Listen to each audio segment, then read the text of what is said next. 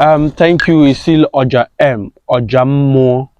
Um, Thank you, friends, for subscribing on my YouTube channel. If you have not subscribed on my YouTube channel, do well and still subscribe on this YouTube channel. On this tutorial today, I'm gonna teach you something they called, let me say, the meaning of the cap. Why the meaning of okpu ihe okpu a na-akpọ okpu nwa agọrọ n'omenala Igbo. Okpu nwa agọrọ n'omenala Igbo. Ndị Igbo niile, enwere all Igbo land, enwere ihe a na-akpọ their own. Like enwere ihe a na-akpọ the style of the cap, but ihe a na-akpọ okpu nwa agọrọ, but amarụ m ihe unu jiri ghọta na nke unu a. So now, here okpu nwa agọrọ, this cap a na-akpọ okpu nwa agọrọ. Now, gị kpuru okpu a, gị kpuru okpu a now, lee isi gị, like gị kpuru okpu a now, dosi ya n'ihu gị taa. Ịma ihe a na-akpọ ya? A na-akpọ nke a idosara n'ihu gị taa ogini elegant face. Elegant gịnị? Face. Ilegaghị face ndị iro gị, ilegaghị face onye iro gị. So now, gị kpuru okpu a like this, dosi ya taa. Ihe a na-akpọ ya gịnị? Mgbe gị ha na-akpọ ya, a na-akpọ ya kụpụ ntị. Ọ ka na-akpọ gịnị? Kụpụ ntị. A na-akpọ ihe dị ụta kụpụ gịnị? Ntị. Kụpụrụ ntị. Ihe ọbụla ha kwugara banyere gị, kụpụ ntị.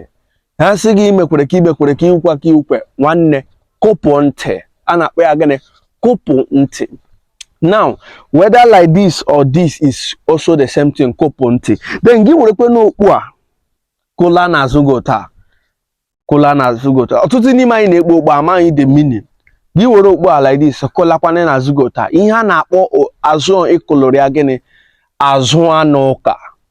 Ihe ọsọ ndị iro kwuwe gịnị? Azụ eme gịnị? Anụ ụka. Oke kwuru n'ihu gị ka ị ga-enọ ni. Ịhụkwana na ya bịa n'ihu gị ụkwana gịnị? Illegal face. Ya gakwana n'azụ gị gịnị? Azụ eme gịnị? Anụ ụka. So ọtụtụ mgbe ndị mmadụ, many of us iwu ndị Igbo na like ikpu okpu a, but kama ya ma the meaning of okpu anyị na-ekpu. So achọrọ m ka gị mata the meaning of okpu ị na-ekpu, and gị mata the meaning of okpu ị na-ekpu, ị ga-ahụ asị gị onye Igbo ka onye Igbo ewu. Hapụ ndị sometimes anyị na-ewere Christianity na-eme ihe ndị kwesịrị ịmata anyị adịghị amata ya. So hapụ, ị kwesịrị ịmata the meaning of the cap. Ihe na-akpịa gịnị? Okpu nwa agọrọ. Nke ihu gịnị? Nke a gịnị? Elegant face. Azụ anụ ụka. Kụpụ ntị. So all we hear the meaning of this cap meaning. And thank you for subscribing on my YouTube channel, and don't forget and don't forget to share my videos. Thank you.